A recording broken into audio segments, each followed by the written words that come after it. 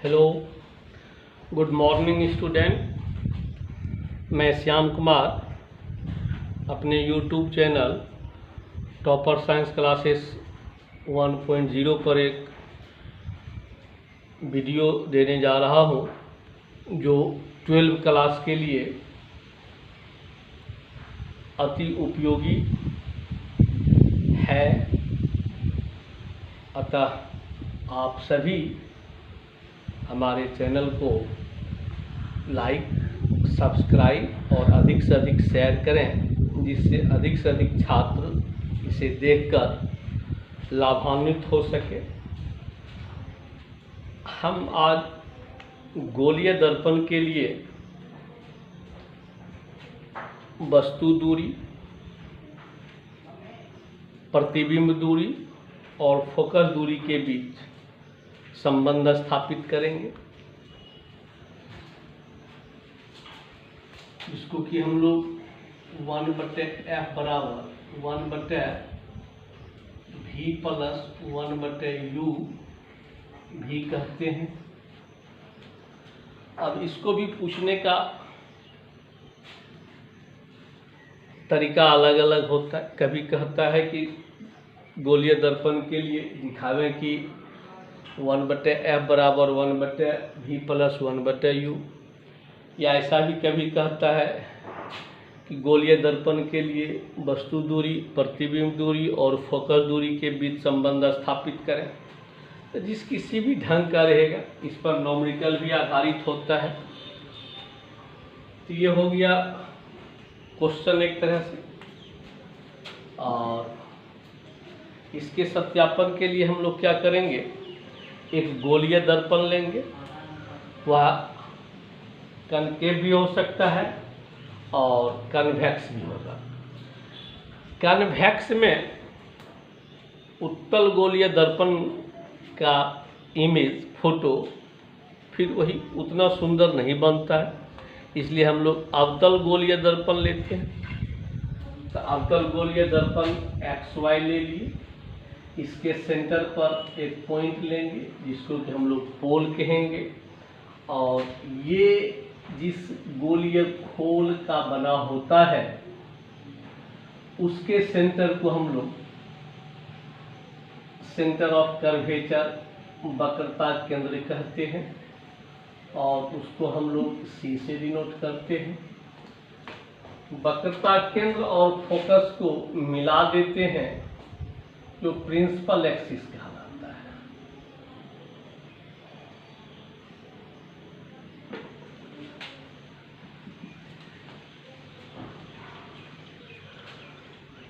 पिछली वीडियो में हम साबित किए थे कि F बराबर r/2, यहाँ से यहाँ तक r है, इसके बीच में F हो जाएगा।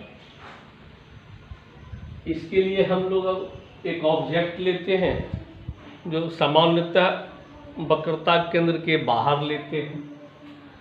तो बाहर कहाँ लें, कितना बड़ा लें? अगर पहले आप फोटो में ले लेंगे ऑब्जेक्ट, तो में भी कभी कभी प्रॉब्लम क्रिएट होता है लाइन खींचने में। कभी कभी आपको लाइन जब ऐसे खींचेंगे तो इस हो करके जाएगा, तो आप खींच के इसको बाहर करते हैं, जो कि देखने में सुंदर नहीं लगता है। इसलिए हम लोग इसी पर कहीं एक पॉइंट इसी रेंज में ले लेते हैं और इससे C को मिला देते हैं। एक बार में सटीक फोटो बनेगा, कहीं कोई मिटाने की आवश्यकता नहीं होगी। अब ऑब्जेक्ट आप यहाँ ले लीजिए, इसका कुछ नामांकन कर देते हैं। एक किरण ऐसे आई और फिर उसी रास्ते से लौट गई। और दूसरा रे हम लोग क्या करते हैं, प्रिंसिपल एक्सिस के पैरेलल लेते हैं।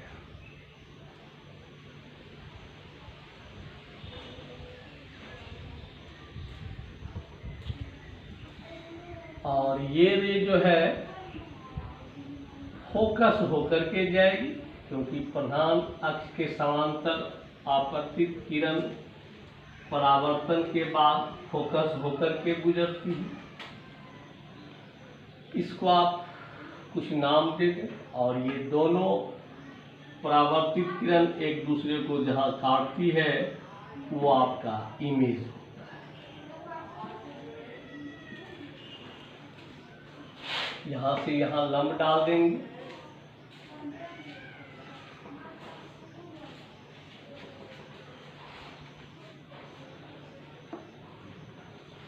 अब इसमें देखिए ये ट्रिंगल और ये ट्रिंगल कॉन्ग्रुएंट है, समरूप है।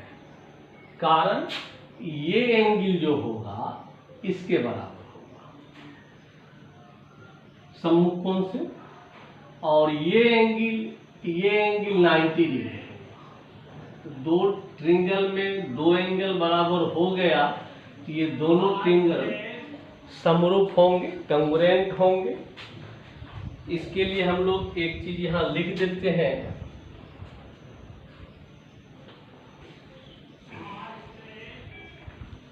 ट्रिंगल ए डैश बी डैश एफ एवं ट्रिंगल एफ एम एल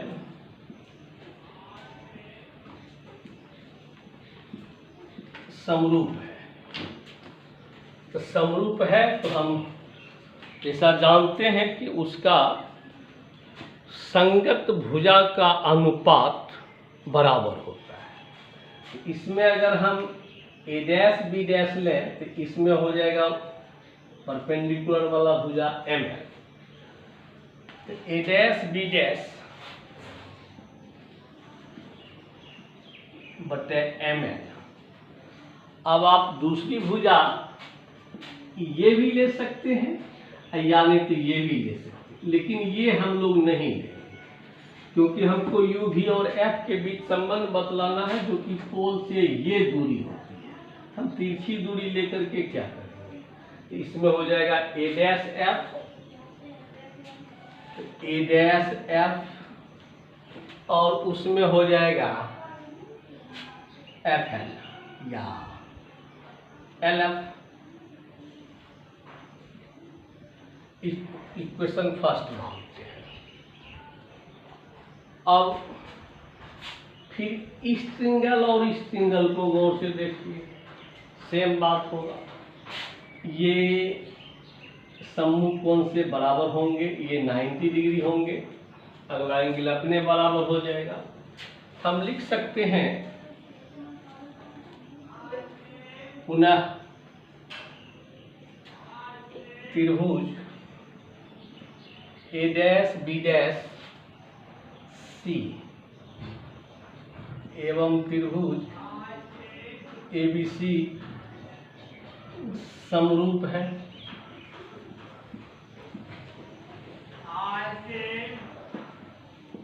तब इसमें भी हम लिखेंगे ए डैश बी डैश बटे इसका साइड ए बी,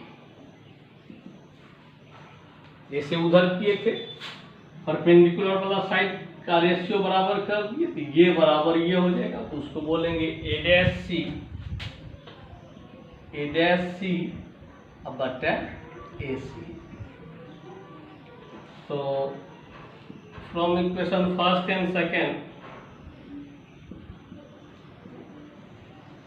ध्यान से देखिए, ये दोनों आपको दिख रहा होगा अलग अलग है लेकिन है एक ही। ए डैश बी डैश बटे एम एल यहाँ बटे ए बी।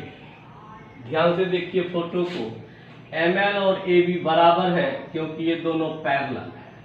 तो दो पैरेलल लाइन के बीच की दूरी ऑलवेज सेम होती है। ये दोनों बराबर है तो ये दोनों ऑटोमेटिक बराबर हो जाएगा। इसको हम बोलेंगे ए डैश एफ बटे एल एफ बराबर ए डैश सी बटे ए सी। समझने के लिए आप यूज कर सकते हैं कि ए बी बराबर एम एल। अब ध्यान दीजिए कि एम यदि ध्रुव के निकट आएगा तो एल भी ध्रुव की ओर शिफ्ट करेगा और तब एक समय ऐसा आएगा कि एल को आप पी लिख सकते हैं। यदि बिंदु M ध्रुव के निकट रहता है तो बिंदु L ध्रुव पर होगी। और तब इस केस में हम लोग लिख सकते हैं A डैश F बटे PF बराबर A डैश C बटे AC। अब यहाँ आगे हम बढ़ेंगे तो कोई भी दूरी जो है चिन्ह परिपाटी के अनुसार दर्पण के ध्रुव से मापी जाती है, पोल से मापी जाती है। ए डैश एफ, ध्यान से देखिए, ए डैश एफ ये है, इसको क्या लिखेंगे, पी ए डैश घटा P F, P A dash घटा P F, P A dash घटा पी एफ, और ये तो आपका पी एफ है ही। उसी तरह से ए डैश सी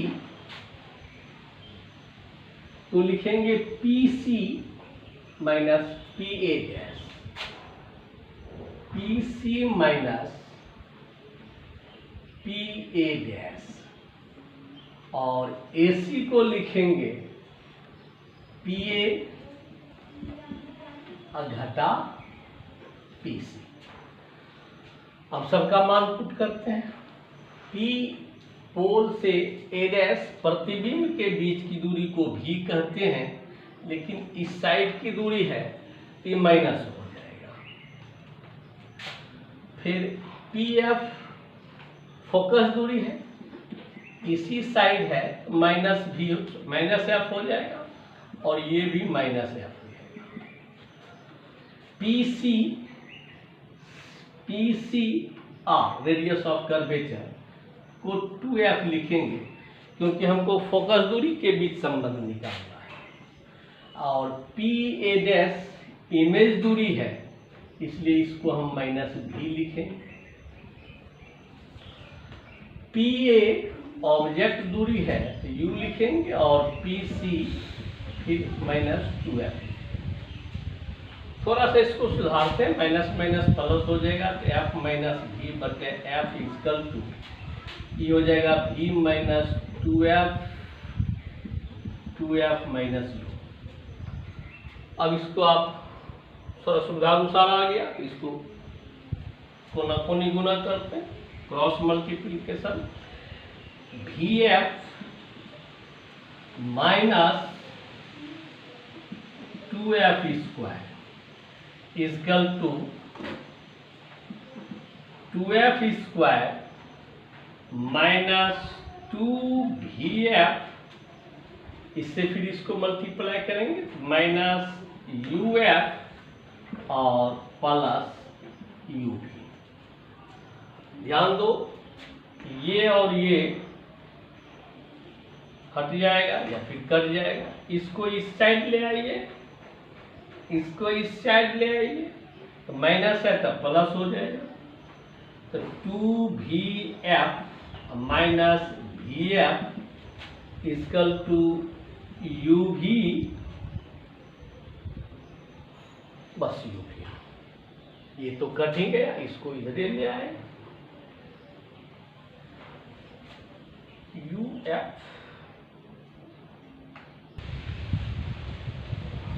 यहाँ ध्यान दिया जाए, यहाँ माइनस छूट गया था, ये माइनस देंगे तो थोड़ा सा माइनस VF हो जाएगा, ये प्लस हो जाएगा, और इस साइड तो खैर ठीक है, 2F square minus 2VF minus UF plus VF।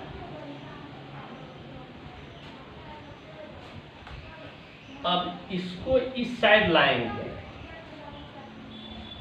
तो 2VF माइनस वी एफ, और ये दोनों हट जाएगा, इधर बचा क्या, U V minus U F. अब इसमें से इसको लेस करो, V F U V U F. या अच्छा लगता है कि इसको इसी साइड कर देते, एक लाइन बच जाएगा आपका यू। अब दोनों ओर